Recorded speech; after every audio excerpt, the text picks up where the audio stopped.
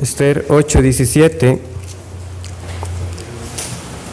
y dice de esta manera: y en cada provincia y en cada ciudad donde llegó el mandamiento del rey, los judíos tuvieron alegría y gozo, banquete y día de placer, y muchos de entre los pueblos de la tierra se hacían judíos, porque el temor de los judíos había caído sobre ellos. Ha sido un largo recorrido para llegar a este momento, el día de la batalla. El día de la batalla. 2 edictos han salido. Uno, facultando a los enemigos para matar a cuantos judíos se encontraran. Y otro, dando un derecho a los judíos para que puedan defender sus vidas. Ese fue el contraedicto, la solución que Mardoqueo, por medio del anillo del rey y del decreto que salió por todo el imperio, encontró como la mejor solución. Un edicto totalmente idéntico al que Amán había tramado, pero con la salvedad de que esta vez los judíos podían defenderse. Y vemos cómo el capítulo termina. Este capítulo 8 lo vemos terminando con gozo, con alegría, con honra, con banquetes. Y uno se pregunta, ¿por qué? No era que la alegría fuera tanto porque este día 13 iban a tener que tomar la espada y tener que ir a la batalla. La alegría es porque se ha provisto un medio para el rescate de ellos. Hay al fin una forma para que llegue su liberación. Ese es el motivo de la alegría. Y no solamente eso, sino que esta alegría nos deja ver que este pueblo estaba confiado de que esto iba a salir bien. Faltaba el día de la batalla, pero esta alegría demuestra una confianza. Y fue tal de que nosotros vimos que algunos mejor dijeron, aquí es haciéndonos judíos también. Ahora, el capítulo 9 no nos deja a nosotros con mucho espacio para adivinar, a diferencia de los capítulos anteriores, donde nosotros pasamos varios capítulos para que llegara ese gran momento en el cual Esther tenía que decir lo que tenía que decir. Y el capítulo 9 no es así. ¿Qué pasó ese día de la batalla? Pues el versículo 1 lo dice muy claro. Capítulo 9. En el mes 12º, que es el mes de Adar, a los 13 días del mismo mes, cuando debía ser ejecutado el mandamiento del rey y su decreto, el mismo día en que los enemigos de los judíos esperaban enseñorearse de ellos, sucedió lo contrario, porque los judíos se enseñorearon de los que los aborrecían. De una vez se nos dice qué pasa ese día. Dios ha estado oculto en Esther, pero eso no quiere decir que no ha estado presente. Desde el puro inicio hemos visto cómo Él ha guiado y ha encaminado para bien las malas decisiones que tomaron los suyos. Lo hemos visto también creando circunstancias de manera que su pueblo cayera en ayuno y oración. Lo hemos visto también poniéndolos en circunstancias que ellos no tienen que estimar su vida antes que hacer lo que es correcto para la gloria de Dios y el bien de su pueblo. Y Esther dijo, si he de morir, que muera. Pero Dios ha estado en todo momento presente. Lo hemos visto también frustrando los planes de los enemigos. Amán ya está muerto. Y esto sin que siquiera ellos tuvieran que mover un dedo. Y también lo vemos bendiciendo esas decisiones arriesgadas. Esther se presentó con Asuero y ella no murió. Al contrario, Dios bendijo ese plan que ella había tramado y que resultó en la muerte de Amán. Y el capítulo anterior ha sido Dios proveyendo ese rescate. Y hoy veremos a Dios dando la victoria. Hoy veremos a Dios dando la victoria a su pueblo por su gracia. Que oremos. Oh Señor, te rogamos que esta noche podamos salir gozosos y contentos por la victoria que tú das a tu pueblo por medio de nuestro Señor Jesucristo. Que nuestras conciencias sean alertadas de que estamos en una lucha, en una batalla, pero que la victoria nos es segura. Y esto lo suplicamos de manera que nos guardes de distracciones, que nuestras mentes estén concentradas en lo que vamos a escuchar, en tu palabra. Oh Padre, suplicamos tu favor, así también como por otros hermanos que en este momento se han reunido para escuchar tu palabra. Esto lo pedimos y lo suplicamos en el nombre de nuestro Señor Jesucristo. Amén.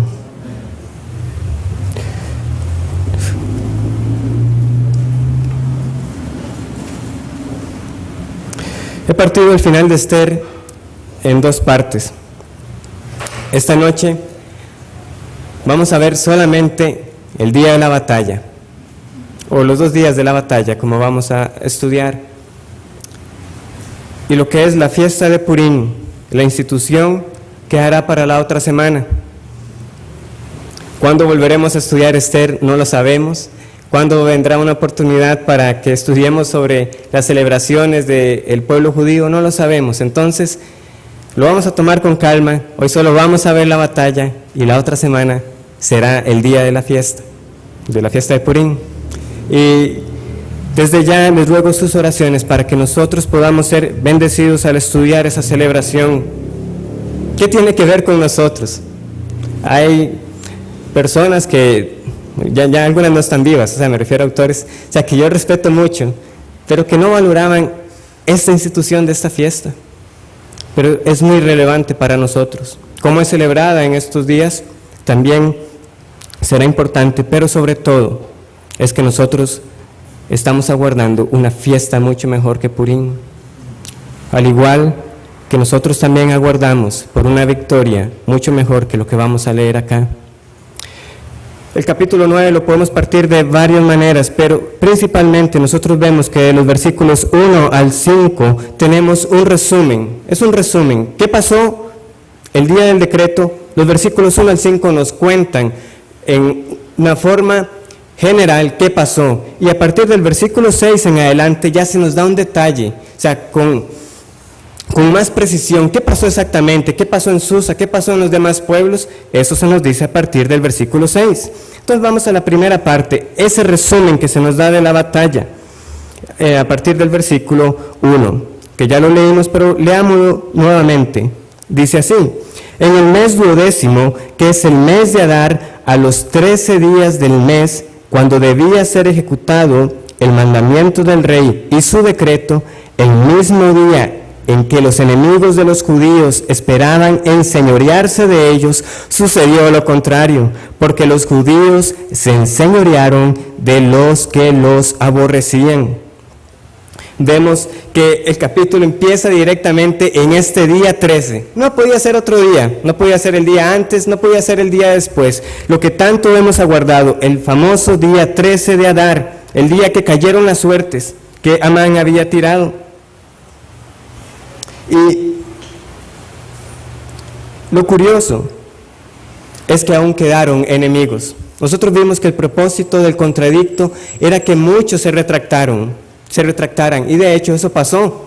Muchos se hicieron judíos para que justamente no llegara este día en el cual los judíos podían matarlos. Ese era el propósito. Si usted no atacaba a los judíos, ellos no lo iban a atacar a ustedes. Pero varios todavía tenían la esperanza de que el día 13 de Adar iban a derrotar a los judíos. Y el tono de este versículo es también irónico. Es una parte como burlándose de estos enemigos, tal como le pasó a Amán. Recordemos lo que le pasó a Amán. Él estaba pidiendo grandes honores, pensando que era para él. Oh rey, así se debe hacer al hombre que usted quiere honrar, que ande en el caballo real, etc. Y luego, ¿qué le dijo el rey? Sí, vaya, corra deprisa y haga así como usted ha dicho con Mardoqueo. Inmediatamente le cambia la situación. Lo mismo está pasando acá. Vemos a estos enemigos confiados, hoy vamos a enseñorearnos, y pasó lo contrario.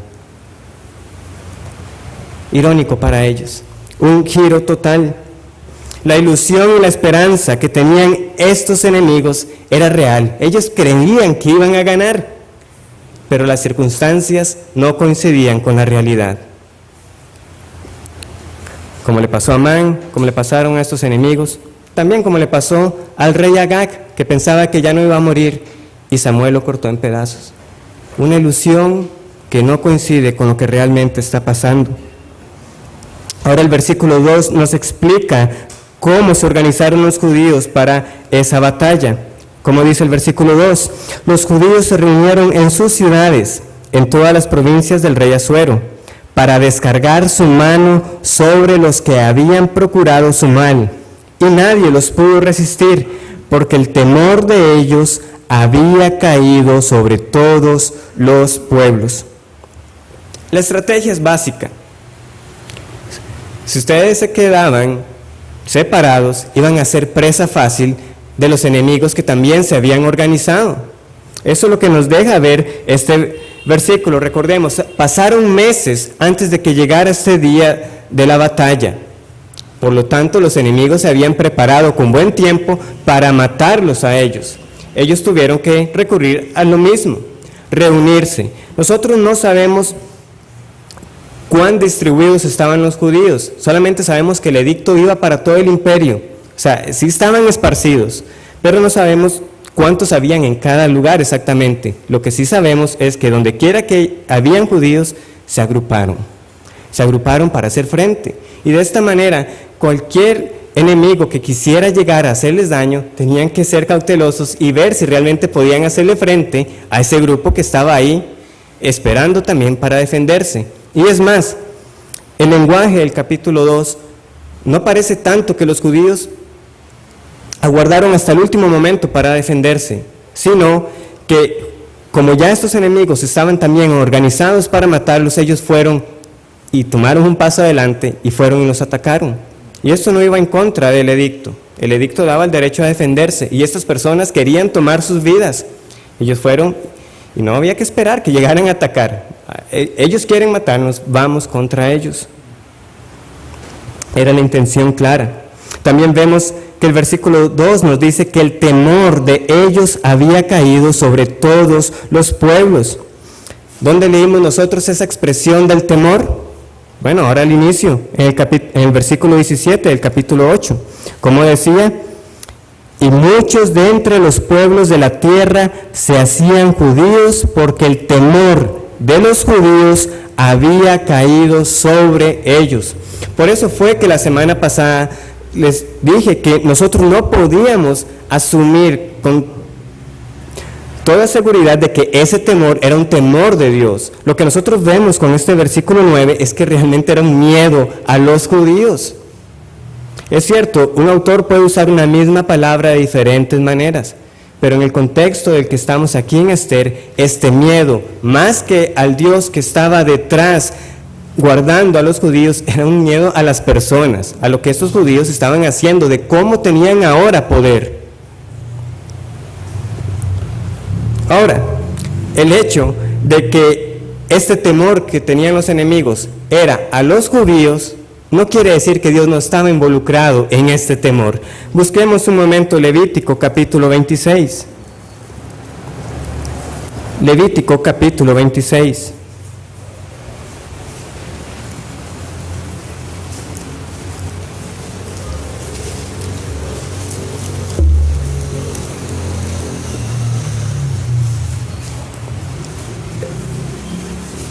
Levítico 26, versículo 6, y dice: y yo daré paz en la tierra, y dormiréis, y no habrá quien os espante, y haré quitar de vuestra tierra las malas bestias, y la espada no pasará por vuestro país. y perseguiréis a vuestros enemigos, y caerán a espada delante de vosotros. 5 de vosotros perseguirán a 100, y 100 de vosotros perseguirán a 10,000, y vuestros enemigos caerán a filo de espada delante de vosotros. Porque yo me volveré a vosotros, y os haré crecer, y os multiplicaré, y afirmaré mi pacto con vosotros. Estas eran palabras de Jehová al pueblo, diciéndoles: si ustedes guardan mi ley, vean lo que yo puedo hacer por ustedes. De hecho, más adelante, por medio de Moisés, en palabras fuertes de corrección, de admonición, les va a decir, en Deuteronomio capítulo 32, versículo 30, ¿cómo podría perseguir 1 a 1,000 y 2 hacer huir a 10,000 si su roca no los hubiese vendido y Jehová no los hubiera entregado? ¿Qué les está diciendo Dios? ¿Ustedes piensan que eso que lograron fue por sus propias fuerzas? Qué rápido es el corazón humano para jactarse de sus logros y decir: no ha sido mi mano lo que ha hecho todo esto. Y Jehová humilla inmediatamente ese orgullo, diciéndoles que no analizan que ustedes no hubieran podido hacer eso si mi temor no hubiera caído sobre esos pueblos. Fue mi mano poderosa. Oh, claro que debemos prepararnos para la batalla, claro que debemos prepararnos para luchar, como está pasando en Esther 9, pero es Jehová el que daba ese miedo a esos enemigos. Es Él afirmando su promesa y su pacto, entregando en mano de los judíos a estos enemigos. Los enemigos no tenían que temer a los judíos, debían temer al Dios que los estaba entregando. Pero así de obstinado es el pecado, así de obstinado. No solamente estos enemigos estaban ignorando cómo murió Amán, cuál fue el fin de Amán, lo están ignorando, cómo ese hombre fue puesto en altura como una prueba pública de humillación, y se les olvida eso. Se les olvida también que ahora hay un decreto que les ha dado el derecho a los judíos de defenderse, y lo olvidan. Están olvidando, como dijeron Ceres y los amigos de Amán: si este es la simiente de Jehová, vamos a caer. Y lo están ignorando. Dijeron: aprovechemos el día 13 para matar a los judíos. Y se obstinaron en esa batalla. ¿Y cómo lo están pagando? Lo están pagando con su vida. Pero esta es la obstinación del pecado. Ahora, el temor no solamente había caído en el campo de la batalla, también cayó en las más altas esferas del imperio persa, desde el más grande hasta el simple oficial que andaba ahí por el palacio. Versículo 3. Y todos los príncipes de las provincias, los sátrapas, capitanes y oficiales del rey apoyaban a los judíos, porque el temor de Mardoqueo había caído sobre ellos. Pues Mardoqueo era grande en la casa del rey, y su fama iba por todas las provincias. Mardoqueo iba engrandeciéndose más y más. Y claro que había que temer, porque este Mardoqueo, meses atrás, era justamente uno de esos oficiales más que estaba ahí cerca del palacio. Y ahora, como lo vemos, grande en poder, es ahora el segundo después del rey. El puesto que antes tenía Amán, ahora lo tiene Mardoqueo. Ese es el poder que le ha sido concedido, y vemos cómo ahora ellos también lo temen. De esta manera, no solamente en el campo de batalla, sino que también contando con el apoyo de las personas que estaban en poder, en autoridad, esta guerra estaba cayendo en manos de los judíos. ¿Por qué? Porque había 2 decretos iguales. Ellos podían apoyar cualquiera de los 2 decretos, pero el temor que había caído hacía que todos se fueran al bando de los judíos y apoyaron ese decreto. Desde los simples oficiales que andaban por ahí, los que estaban en eminencia, y los gobernadores locales de cada provincia. Así estaba cayendo. Además, se nos da una pista sobre este crecimiento de Mardoqueo. Nos dice que iba engrandeciéndose más y más, dándonos a entender que este hombre todavía no ha llegado al tope, sino que algo todavía falta con respecto a esta grandeza de Mardoqueo. Y el resumen de esos primeros 5 versículos, pues concluye con el versículo 5, diciéndonos cómo resultó la batalla y simplemente informándonos cómo murieron sin entrar en los detalles sangrientos. Versículo 5. Y asolaron los judíos a todos sus enemigos a filo de espada y con mortandad y destrucción, e hicieron con sus enemigos como quisieron. Y ese es el resumen. Ahora vamos a los detalles de la batalla. Versículo 6. En Susa, capital del reino, mataron y destruyeron los judíos a 500 hombres. Y vemos que entonces empezamos por la capital. No es algo que nos sorprenda, es donde generalmente se ha venido dando la actividad en este libro.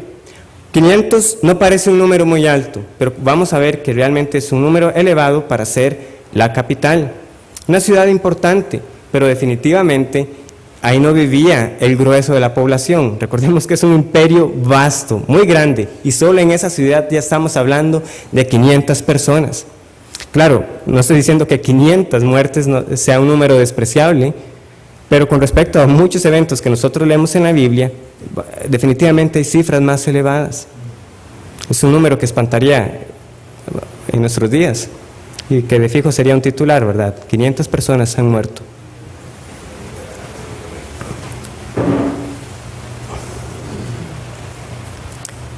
Ahora, estamos hablando de la capital, entonces no es tanto el número, sino quienes murieron. Versículo 7. Mataron entonces, y aquí viene la lista, a Parsandata, Dalfón, Aspata, Porata, Dalía, Aridata, Parmata, Arisai, Aridai y Baisata, 10 hijos de Amán, hijo de Amedata, enemigo de los judíos, pero no tocaron sus bienes. ¿De quiénes estamos hablando acá? Una ciudad importante, los hijos de Amán, que era importante. Esta forma en que se nos dan los nombres como una lista, cuando se nos cuentan sobre los reyes que venció Josué, también es como una lista. Definitivamente han muerto hombres de renombre. Han muerto personas reconocidísimas.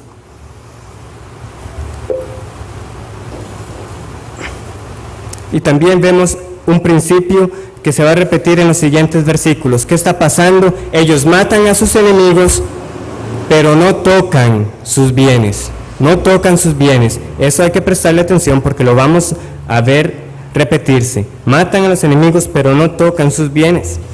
¿Qué quiere decir esto? Estamos viendo que esta batalla no era el mero interés de enriquecerse, no era el mero matar personas por matarlas.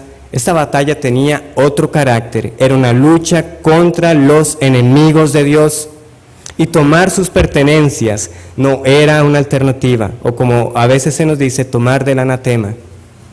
No era una opción, aunque el edicto les daba permiso. El edicto decía que podían tomar sus bienes, pero ellos no lo están haciendo. Y seguidamente vemos también que sobre Amán ya no solamente es que él ha muerto, no solamente ahora que sus posesiones han pasado a manos de Esther, es que ahora no queda siquiera quien pueda preservar su nombre en la faz de la tierra. Está siendo totalmente borrado el recuerdo de Amán. Está siendo solamente un ejemplo del fin de todos aquellos que son enemigos de Dios. El versículo 11 nos cuenta la reacción del rey Asuero. Dice así, el versículo 11, el mismo día se le dio cuenta al rey acerca del número de los muertos en Susa, residencia real. Y dijo el rey a la reina Esther, en Susa, capital del reino, los judíos han matado a 500 hombres y a 10 hijos de Amán. ¿Qué habrán hecho en las otras provincias del rey? ¿Cuál pues es tu petición y te será concedida? ¿O qué más es tu demanda y te será hecha? Este hombre no deja de sorprenderme, es realmente cínico. El capítulo anterior, ¿qué estaba haciendo Asuero? Esther, yo comprendo su dolor, bajó el cetro diciendo yo me identifico con su causa, pero yo ya hice lo que podía hacer, yo ya maté a Amán, ya le di todo lo que era de ellos, a mí no me metan con ese asunto del decreto, tomen mi anillo y hagan lo que mejor puedan. Eso fue el capítulo anterior. Ahora el rey está viendo el resultado del edicto que Mardoqueo y Esther promulgaron y ahora está contentísimo, que todo está saliendo de maravilla. Y lo vemos ahora diciéndole otra vez a Esther, ¿qué quiere mi reina? Pida y le será dado. Qué cínico que es. Y es increíble porque ahora, sin que se le haya hecho una petición, está suplicando, pídame algo para cumplir. Hermanos, el carácter de este hombre impetuoso, que toma decisiones a la ligera, con todo y lo impío que es, Dios lo está usando para sus propósitos. Dios lo está usando para sus propósitos. ¿Por qué? Porque el decreto era por un día. ¿Y cuál va a ser la petición de Esther? Versículo 13. Versículo 13. Y respondió Esther, si place al rey, concédase también mañana a los judíos en Susa que hagan conforme a la ley de hoy y que cuelguen en la horca a los 10 hijos de Amán. El panorama no podía ser más asolador para los enemigos. Si ya este día estaba siendo un día de muerte para ellos, ahora se está convirtiendo en 2 días. Ninguno va a escapar al juicio de Dios. El decreto era por un día, pero ahora se está dando permiso para 2. Nadie va a escapar a ese juicio. La petición para colgar a los hijos de Amán, que ya sabemos que están muertos, eso ya han sido asesinados, pero Esther está pidiendo algo más. Quiero que también los cuelguen, que sean puestos en exhibición pública para que se vea cómo la casa de Amán ha sido totalmente destruida. La forma en que se nos dice tal vez deja ver que eran más hijos. No se nos dice qué pasó con ellos. Hay una tradición que dice que Ceres y algunos hijos que hayan sobrevivido terminaron siendo mendigos en la tierra de Persia. No sabemos. Cualquiera que haya sido el resultado, claramente también era un castigo sobre esta mujer y la familia de Amán, porque ellos dijeron, Amán, usted es el que va a caer, ignorando que ellos también estaban bajo el juicio de Dios. La casa de Amán ha sido totalmente destruida. Y bueno, la pregunta del rey también es una pregunta para nosotros. Si esto estaba pasando en la capital, ¿qué estaba pasando en los demás lugares? Versículo 14 y 15 nos dejan ver que todo fue llevado al pie de la letra, y vamos a ver en el 16 también qué pasó en los otros lugares. Versículo 14, y mandó el rey que se hiciese así, se dio la orden en Susa y colgaron a los 10 hijos de Amán. Y los judíos que estaban en Susa se juntaron también el 14 del mes de Adar y mataron en Susa a 300 hombres, pero no tocaron sus bienes. Como les dije, de nuevo, matan pero no tocan los bienes. ¿Y qué pasó en los otros lugares? Versículo 16. En cuanto a los otros judíos que estaban en las provincias del rey, también se juntaron y pusieron en defensa de su vida, y se pusieron en defensa de su vida, y descansaron de sus enemigos, y mataron de sus contrarios a 75,000, pero no tocaron sus bienes. Ahora, esto sí es un número grande, 75,000.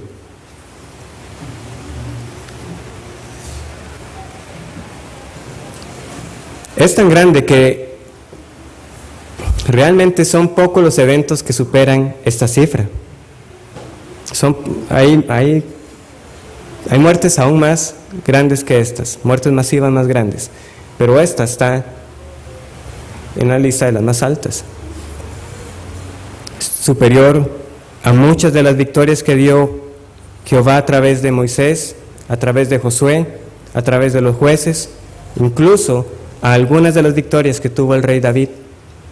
75,000 personas.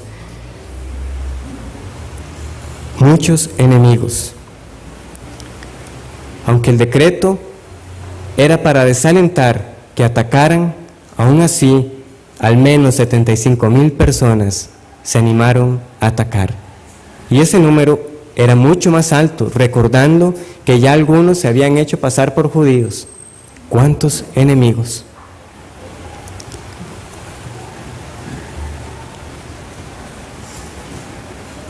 Y todo esto pasó en un mismo día. Versículo 17. Esto fue en el día 13 del mes de Adar, y reposaron en el día 14 del mismo, y lo hicieron día de banquete y de alegría.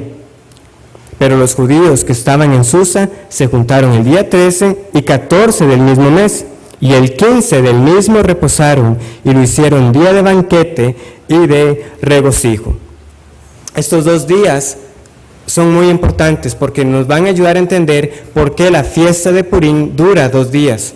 O en el caso de la capital, el mismo principio, primero la batalla y después el reposo, para que sean 2 días, como el versículo 19 nos va a dejar ver ese por tanto, pero eso será la otra semana. Ya solamente queda ver entonces Purim y la exaltación final de Mardoqueo. Les quiero dejar solamente una pequeña tarea para la próxima semana. Apréndanse los 10 nombres de los hijos de Amán. Apréndanse esos 10 nombres. Luego vamos a ver por qué. Pero quiero que se los aprendan y traten de decirlos ahora como lo dije, pero no me salió muy bien. O sea, son esos 10 nombres y hay que tratar de decirlos bien fluidos. La otra semana ya veremos el motivo. Es tiempo de las aplicaciones. Esta noche tenemos 3. Primero quiero ampliar sobre lo que la semana pasada inicié sobre la Guerra Santa. En segundo lugar, una aplicación sobre la defensa personal. Y por último, lo que es la motivación de este sermón, que tengamos un anhelo por una victoria mucho mejor que esta, una victoria final. En primer lugar, que ampliemos sobre este tema de la Guerra Santa, que queremos dar a entender con ese término Guerra Santa, pues estas batallas que fueron llevadas para ejecutar el juicio sobre los enemigos de Dios. Y tuvimos que hacer varias aclaraciones. ¿Por qué? Porque es como uno de los argumentos preferidos para las personas incrédulas decir, es que ¿cómo pueden ustedes hablar de un Dios justo, de un Dios de amor, cuando nosotros tenemos estos eventos donde van y matan a tantas personas? Y mucho más cuando se nos dicen que mataron mujeres y niños. Ese es el Dios al que ustedes sirven. ¿Cómo puede Él ir y mandar a matar tantas personas inocentes? ¿Y qué tuvimos que decir? Bueno, que las personas que dicen eso están ignorando un montón de cosas. Están primero ignorando que no solamente el pueblo de Israel en ese tiempo fue usado para llevar el juicio de Dios. ¿Qué nos dice Pablo en Romanos 13? Que cada autoridad que ha sido puesta es un instrumento en las manos de Dios para castigar al que hace lo malo. Entonces no es algo exclusivo del pueblo de Dios. También están ignorando que no solamente ha sido a través de estas batallas que Dios ha ejecutado su juicio. Él también ha usado milagros y eventos naturales para matar, como pasó en Sodoma y Gomorra, como pasó con el diluvio, como pasó cuando la tierra se abría y tragaba personas. Dios ha ejecutado su juicio de diversas maneras. También están ignorando que no solamente han sido las naciones impías las que han recibido ese tipo de juicio. Hoy teníamos un ejemplo en la lectura de Números 25. ¿Quiénes estaban muriendo? Eran los mismos de Israel. ¿Y cuántos murieron? 24,000. Podemos decir como Pedro que el juicio ha iniciado por la casa de Dios. En Israel hubo muchas muertes y de muchas maneras también, a través de eventos milagrosos, a través del uso de la creación y también por medio de las batallas, porque los israelitas también cayeron en la batalla. De nuevo, ¿dónde están ellos ahorita? Están en el imperio persa, señal de que Dios los había entregado. Entonces todo eso no debemos olvidarlo cuando hablamos de este concepto de una guerra santa, de el pueblo ejecutando el juicio sobre los enemigos de Dios. Dicho esto, nosotros vemos que era un mandamiento muy serio, porque cuando Dios ordenaba ir y arrasar con un pueblo, ir y tomar posesión, había que hacerlo tal y como Él lo había ordenado. Algunas veces era erradicar con todos, algunas veces sí se hacía la excepción de las mujeres, los niños y los animales, pero había que ejecutarlo tal y como Dios lo mandaba. Acán fue un hombre que no siguió o no obedeció a Dios en ese mandamiento. ¿Y qué hizo él? Tomó un manto, tomó oro y plata, tomó del anatema y él y su casa murió. También tenemos otro ejemplo, ¿con quién? Con Saúl, el rey que es este pariente lejano de Mardoqueo. ¿Qué hizo él? Dios le dijo, mate a todos. ¿Y qué hizo él? Dejó con vida al rey Agag y también tomó de lo mejor del ganado, según él, para ofrecer sacrificio a Dios. En ese sentido, estos judíos vemos que no están haciendo como Saúl. Ellos no están tomando de los bienes para sí. Y vemos que sí están, en efecto, acabando con cada enemigo. Ahora, ¿por qué es que estaba este énfasis en que no tocaron sus bienes? No solamente por el hecho de que no estaban usando esta batalla como un pretexto para enriquecerse, para tomar posesión de lo que no era de ellos, sino que también muchos presumen de que estos bienes incluía también las mujeres y los niños de estos enemigos. Es decir, que los judíos al final no ejecutaron ese edicto al pie de la letra, como tenían el permiso de hacer. En todo caso, si lo hubieran hecho, el aspecto permanece. Era el juicio justo de Dios sobre sus enemigos. Y el hecho de que este tipo de guerra y batalla no se dé en nuestros días, debemos tenerlo muy claro, porque no es un asunto de que hoy somos más civilizados que bárbaros aquellos hombres en aquella época. Es simplemente que la batalla ha cambiado en su modo de ejecutarse. Ya no es ese tipo de guerra física con espadas, pero cada creyente sigue teniendo una batalla espiritual contra los enemigos de Dios. Y eso no es una alegoría bonita como para maquillar, es una guerra en el sentido real de la palabra. Cuando Pablo le dice a Timoteo, sé tu soldado, sufre penalidades, ¿qué es lo que le está diciendo? ¿Por qué era que Pablo sufría penalidades, prisiones y estaba dispuesto a dar su vida? Él decía, por tanto, todo lo soporto por amor de los escogidos, para que ellos también obtengan la salvación que es en Cristo Jesús, con gloria eterna. Esa era la batalla que Pablo tenía. El testimonio de Dios en nuestros días es que Él sigue venciendo a sus enemigos a través de la predicación del Evangelio, convirtiendo personas que lo aborrecen, que lo odian, en esclavos que lo sirven por amor. Ese es el testimonio. Y Él sigue convirtiendo enemigos ahora en siervos suyos. Y si usted no está luchando con el Evangelio de esta manera, usted está en contra del Evangelio y es un enemigo de Dios.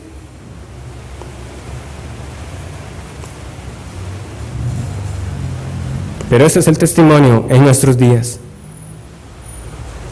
Que hay corazones transformados al escuchar las buenas nuevas de la salvación que hay a través de nuestro Señor Jesucristo. Y eso nos lleva entonces a la segunda aplicación sobre la defensa personal.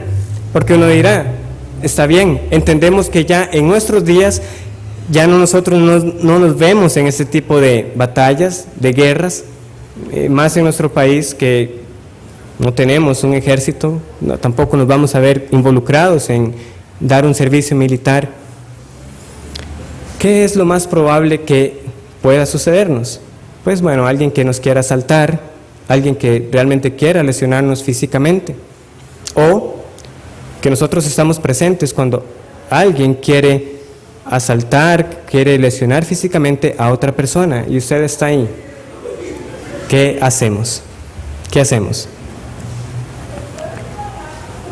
Bueno, lo que solemos llamar la defensa propia, la defensa personal, corresponde también con términos legales, una defensa legítima. Y semanas atrás traté de asesorarme en el tema, obviamente no vamos a entrar en los detalles legales, pero igual para los abogados que están acá, si digo algo, fue que yo no entendí entonces. Pero es por lo general, como nosotros lo entendemos, ¿qué es la defensa personal, la legítima defensa? Mi vida está siendo amenazada, mi vida está en peligro, o la vida de un tercero, de alguien más, está siendo amenazada, está en peligro, y antes de que me hagan daño a mí, yo busco defenderme, no con la intención de matar a la persona, pero de evitar ese daño contra mi persona o el que está siendo atacado. Es eso. No es mi intención ir y matar, es como resultado de la defensa, pues puede ser que esa persona muera. En el caso de Esther, esto aplica. Usted tenía que herir a muerte o si no lo mataban a usted. Es un caso de defensa propia, de defensa legítima. Pero veamos dos pasajes más para tener un poco más de luz sobre este tema. Busquemos Éxodo capítulo 22. Éxodo capítulo 22.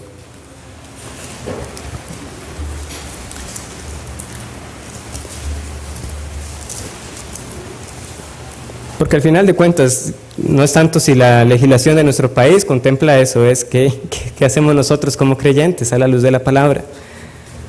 Dice así, Éxodo capítulo 22, versículo 2.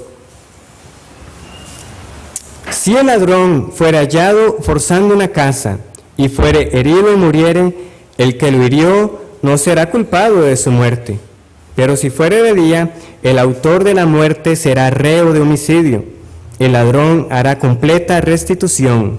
Si no tuviere con qué, será vendido por su hurto. Entonces, ¿qué tenemos acá? Hay alguien que está en su casa, está asaltando, está robando, y usted, pues se defiende. Pero ¿cuál es de inmediato la cláusula que condiciona? Si era de noche, en este caso. Presumiblemente porque usted no podía identificar quién era el que estaba entrando. No podía jugarse el chance, a diferencia que si era de día, identificarlo y simplemente denunciarlo. Entonces no era simplemente, usted ve un ladrón, mátelo, no. Era de noche, está en su casa, usted puede herirlo para defenderse. Y si llegara a morir, usted no será culpable.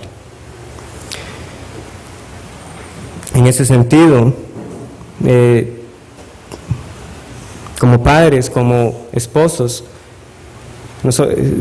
que se nos ha dado una familia, uno también tiene un cuidado sobre esas personas. Amar como Cristo amó, dar la vida por ellos, no es, de nuevo, algo que solamente suena bonito, es de aplicarlo. Y usted dará su vida por esas personas antes de que alguien ponga una mano sobre ellos. Vamos entonces a Lucas capítulo 22. Lucas capítulo 22.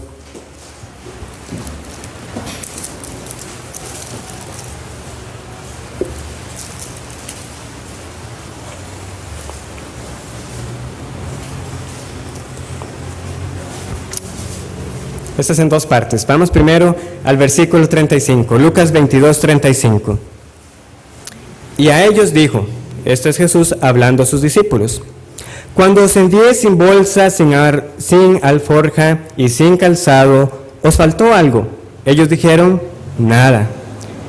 Y les dijo, pues ahora el que tiene bolsa, tómela, y también la alforja, y el que no tiene espada, venda su capa y compre una. Porque os digo que es necesario que se cumpla todavía en mí aquello que está escrito. Y fue contado con los inicuos, porque lo que está escrito de mí tiene cumplimiento. Entonces ellos dijeron, Señor, aquí hay 2 espadas. Y les dijo, basta. Hasta aquí que lo que parece como que cada uno se armara, ¿verdad?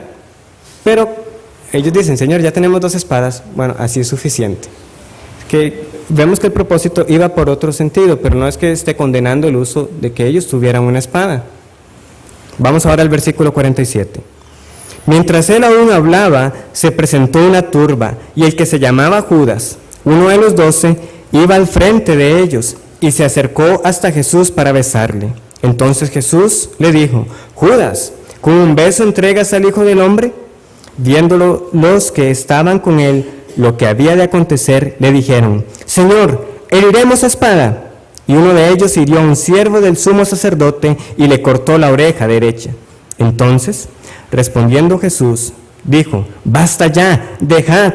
Y tocando su oreja, le sanó. Y Jesús le dijo a los principales sacerdotes, a los jefes de la guardia del templo y a los ancianos que habían venido contra él, como contra un ladrón habéis salido con espadas y palos. Por los pasajes paralelos, bueno, sabemos quién fue. Sabemos que fue Pedro y que el siervo fue Malco. Y también sabemos 2 cosas adicionales que Cristo le dijo a Pedro, de que los que maten a espada morirán. Y Pedro, ¿usted no piensa que si yo hubiera orado a mi Padre, Él me enviaría 12 legiones de ángeles para defenderme? Entonces, ¿qué es lo que estaba pasando acá? Este uso de la espada de Pedro fue incorrecto por 3 motivos. En primer lugar, era inútil. En primer lugar, es que era inútil. Eran los 11, Jesús, contra una turba, fariseos, principales, policías, era un montón de gente. ¿Qué iba a hacer Pedro y quizás el otro apóstol que tuviera una espada, 2 espadas, contra todo este montón de personas? En primer lugar, hay casos en que hay que usar el sentido común. No iba a poder hacer nada. En segundo lugar, era innecesario. Cristo le está diciendo a Pedro, ¿no piensa que si yo hubiera orado a mi Padre, yo tendría en este momento 12 legiones de ángeles defendiéndome? Cristo no necesitaba que lo defendieran. Entonces también no había necesidad de que Pedro tomara su espada y atacara. Y en tercer lugar, era ignorancia por parte de Pedro, porque más adelante Cristo también en Mateo 26 le dice, pero ¿cómo entonces se cumpliría en las Escrituras de que es necesario de que así se haga? Por desconocimiento, Pedro estaba actuando cuando no debía actuar, porque esto era el anticipado consejo y determinado conocimiento de Dios de que Cristo fuera entregado. No había que actuar en este momento. Pero eso es lo interesante, no era que no había derecho a defenderse. De hecho, ¿qué es lo que dice Cristo? Cristo no dijo que no había que defenderse. Él dijo, si yo quisiera, podría tener 12 legiones de ángeles. Yo tengo derecho a defenderme, Pedro. Pero hoy no es el día para hacerlo. Porque así conviene que se cumpla la Escritura.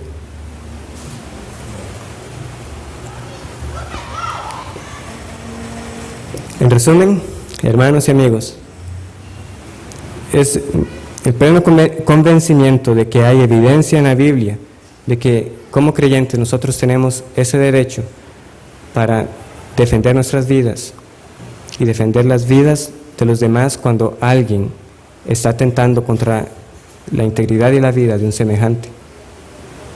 Y casi yo no diría que es un derecho, yo creo que estamos en ese deber. Pablo escribe, no hay quien haya aborrecido su propia carne.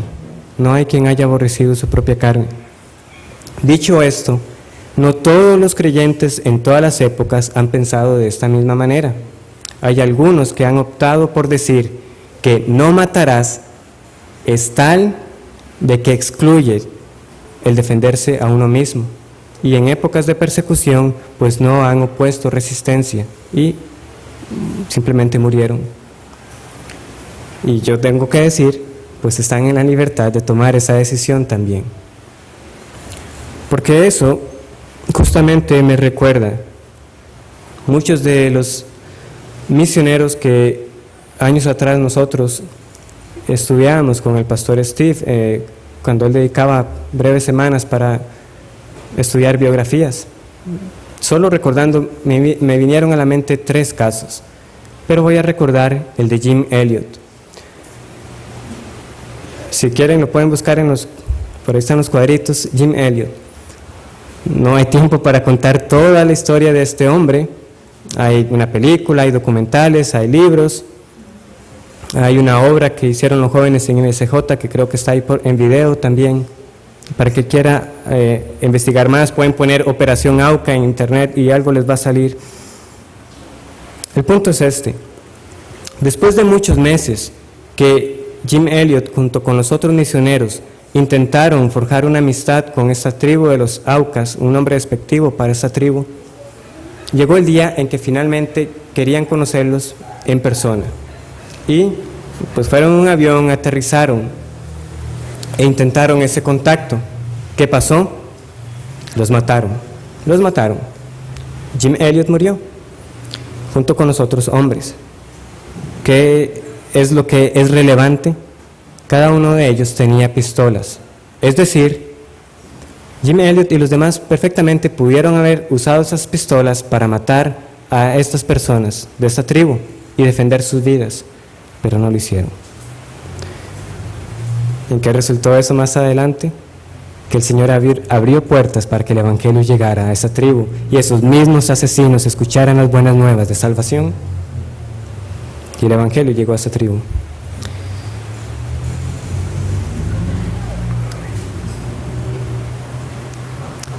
Entonces quiero concluir este punto de la defensa propia de la siguiente manera.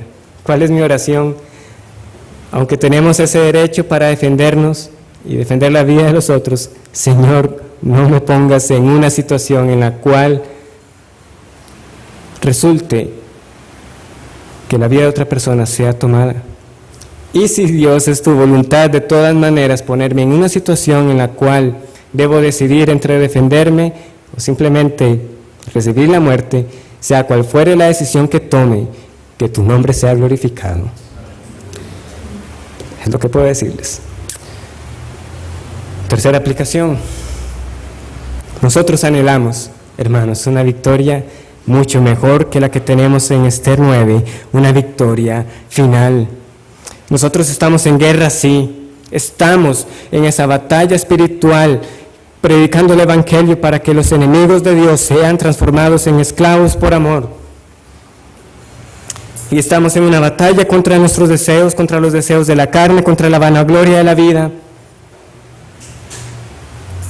Pero hay algo que cada creyente está anhelando, y es ese día que ya se promulgue definitivamente: sorbida es la muerte en victoria.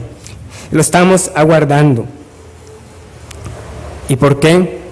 Porque no es tanto que sea nuestra victoria, sino que es la victoria de alguien más. Busquemos un último pasaje, Apocalipsis capítulo 19. Apocalipsis capítulo 19.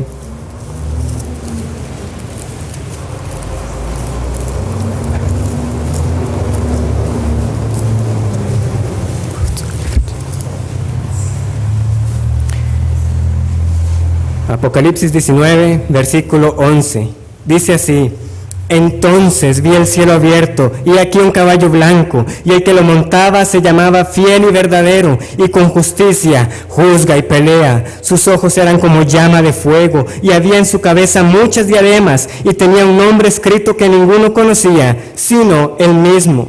Estaba vestido de una ropa teñida en sangre, y su nombre es el Verbo de Dios. Y los ejércitos celestiales, vestidos de lino finísimo, blanco y limpio, le seguían en caballos blancos. De su boca sale una espada aguda para herir con ella a las naciones, y él las regirá con vara de hierro, y él pisa el lagar del vino del furor y de la ira del Dios Todopoderoso. Y en su vestidura y en su muslo tiene escrito este nombre: Rey de Reyes y Señor de Señores. Muchas veces nosotros perdemos el enfoque cuando estudiamos sobre los últimos tiempos, sobre el libro de Apocalipsis, hermanos. No se trata sobre el arcángel Miguel, no se trata sobre las copas, no se trata sobre los sellos, no se trata sobre las trompetas, se trata de la victoria de nuestro Señor Jesucristo. ¿Qué es lo que canta cada ángel cuando un sello se rompe, cuando una copa es rota?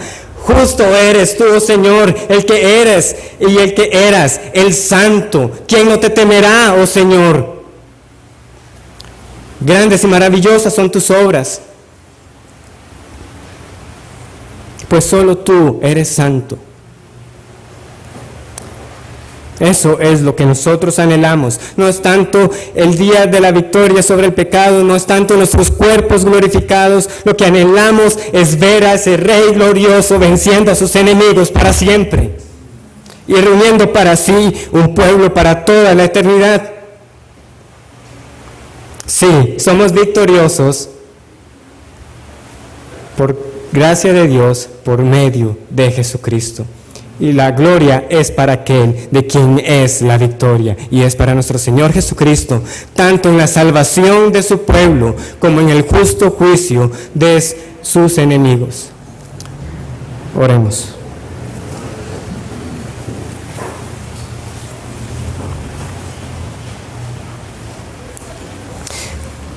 Oh Padre, solamente una obra de misericordia en nuestros corazones puede ponernos ese fuego que queme nuestros corazones para anhelar ver ese día